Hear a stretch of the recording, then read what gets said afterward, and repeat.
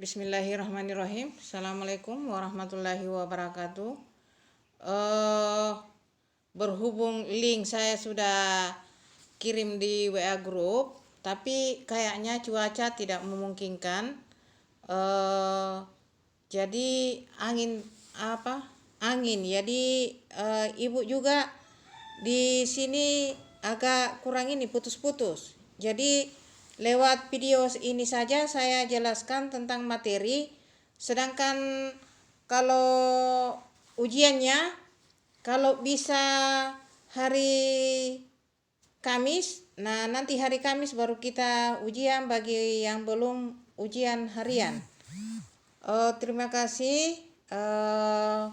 Untuk tidak mengurangi rasa hormat saya kepada anak-anakku sekalian, saya akan menjelaskan tentang materi kita hari ini tentang mengurus jenazah, takziah dan ziarah kubur.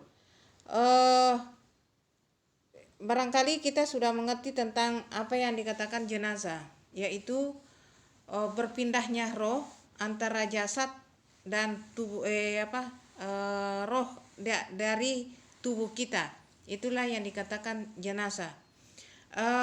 Pengurusan ada dua di sini, pengurusan jenazah dan takziah dan ziarah kubur. Pengurusan jenazah itu hukumnya adalah fardu kifayah. Artinya, kenapa dikatakan fardu kifayah? Karena apabila ada yang mewakili kita untuk melaksanakannya, maka semua orang Islam yang ada di penduduk orang yang meninggal, maka semuanya berpahala sudah.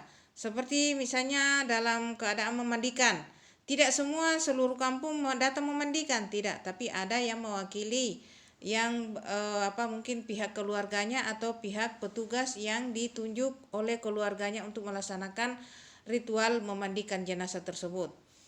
Tapi kita yang lain mendapatkan juga pahala apabila kita ikut walaupun tidak ikut mengikuti ritual memandikan tersebut.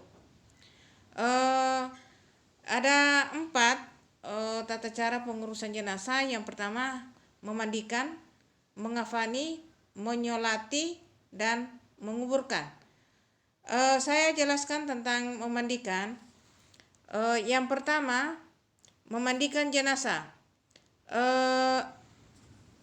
Jenazah diletakkan di tempat yang tertutup, tentunya tidak di area yang terbuka. Yang kedua, tutupi tubuh jenazah dengan basahan. Artinya basahan itu adalah pelapis yang kalau biasanya kain panjang untuk menutupi aurat daripada jenazah tersebut. Yang kedua adalah bersihkan tubuh jenazah dari sisa-sisa kotoran yang menempel di dalam tubuh jenazah tersebut. Misalnya contoh, ada gigi palsunya dikasih keluar, karena gigi palsu itu tidak perbolehkan menempel di dalam jenazah tersebut karena namanya juga palsu. Ya kalau palsu ya orang tidak mau menerima. Misalnya cinta palsu kan tidak mau menerima, apalagi Allah tidak mau menerima yang palsu-palsu. Bagaimana kalau misalnya ada tato? Ya, dalam Islam kan tidak boleh ada tato. Jadi kalau misalnya sebelum meninggal ya setrika dulu, dihilangkan. Bagaimana kalau misalnya sudah terlanjur? Ya tanggung sendiri sampai di akhirat nanti. Begitu ya. Oke, apa-apapun yang menempel di dalam tubuh kita yang istilahnya palsu, maka harus dibersihkan. Yang keempat adalah mandikan jenazah dengan air yang minimal 3 kali siraman. Artinya apa? Yang pertama itu disiram dari sebelah kanan seperti kalau misalnya kita mandi junub, atau sekujur tubuh dulu dari kepala sampai ke ujung kakinya. Kemudian di sebelah kanannya dan di sebelah kirinya. Itu baru disiram seluruhnya. Begitu tata caranya, maksudnya siram minimal 3 kali siraman. Bukan berarti 3 kali siraman, 3 gayung saja, tidak. Artinya, tapi di sini yang pertama disunahkan seperti itu. Kemudian yang terakhir adalah jenazah diwudukan.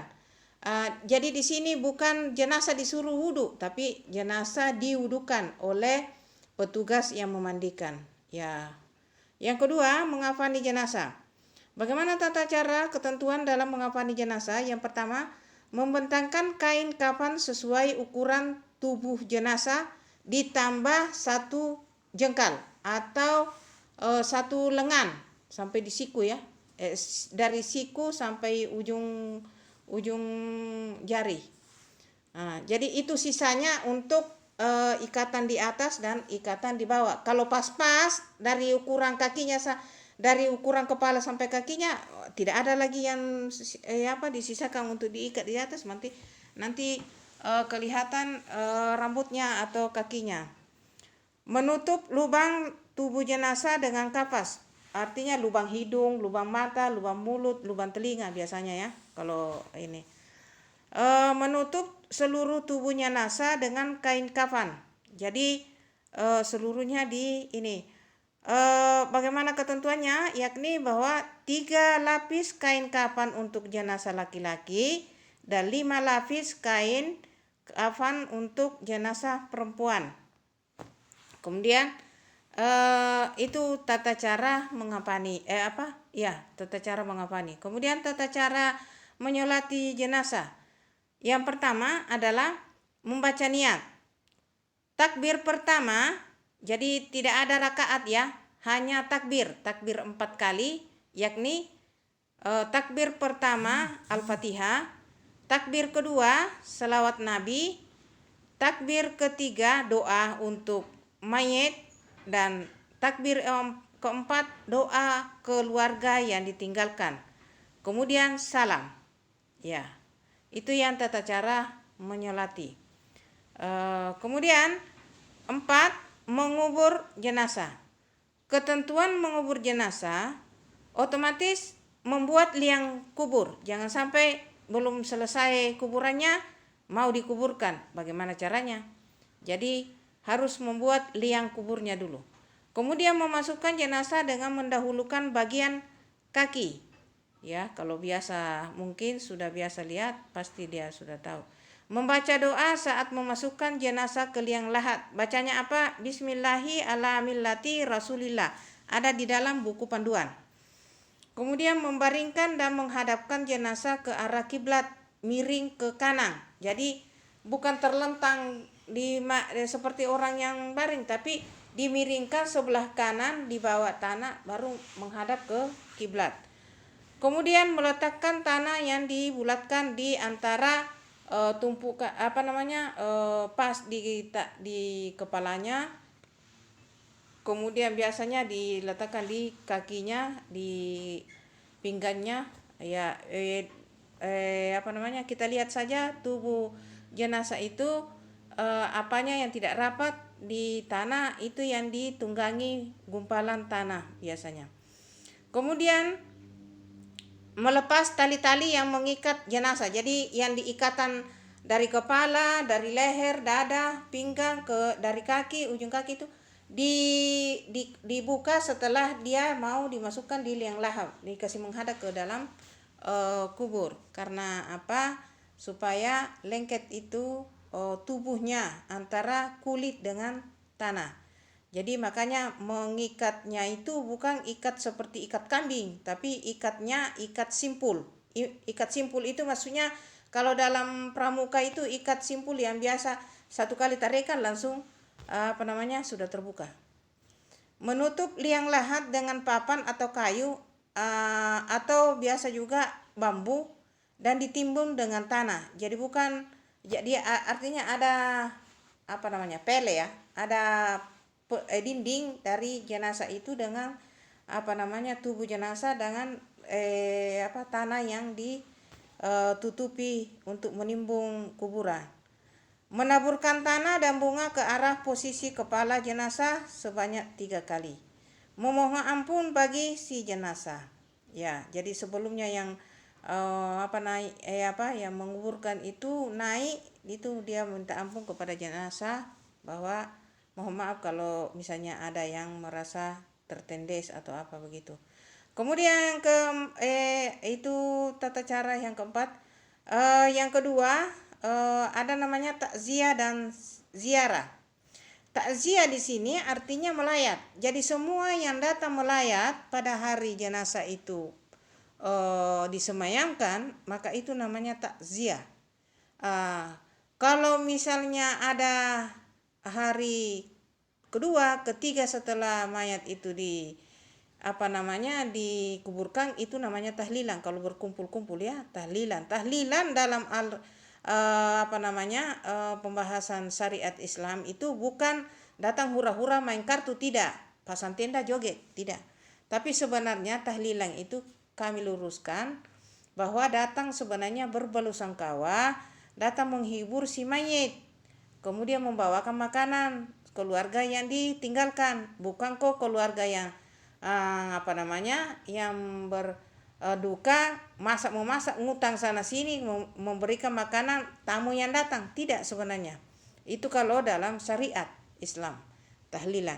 Nah, tahlilan kalau yang sebenarnya sesuai dengan ajaran Islam itu sebenarnya tidak ada yang putar-putar tape yang kayak ala-ala yang saya lihat nuansa yang kita biasa dengar di sini nih, di daerah kita ini Kupang. Itu sebenarnya menyalahi aturan syariat Islam, tapi karena sudah budaya ya biasanya ya ini lebih mendahulukan. Makanya mungkin adanya COVID ini, PPKM, akhirnya walaupun orang meninggal tidak ada lagi ini, karena itu mungkin teguran secara langsung juga kita ambil hikmah dan maknanya itu dari Allah Subhanahu wa taala, bahwa memang dalam syariat Islam itu tidak ada tahlilan semacam itu. Jadi sekarang itu orang meninggal diam-diam saja. Ya sebenarnya begitu. Adapun yang kalau misalnya berkumpul tidak dipermasalahkan berkumpul keluarganya, tapi membacakan Al-Qur'an atau memberikan selawat kepada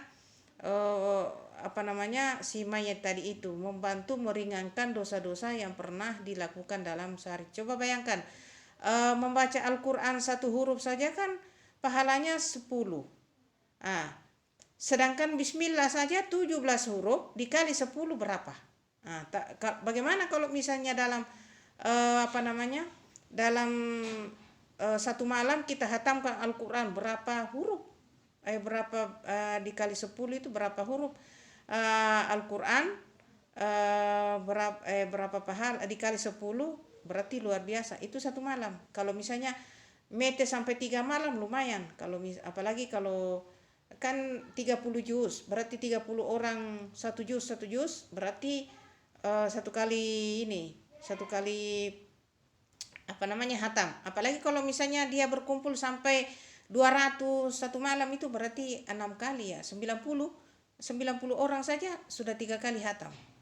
Bayangkan itu kita sumbangkan pahala kepada orang yang meninggal, daripada kita hura-hura main kartu tengah malam, kartu sudah capek, pergi dicari kios, minum laru, mabuk-mabuk.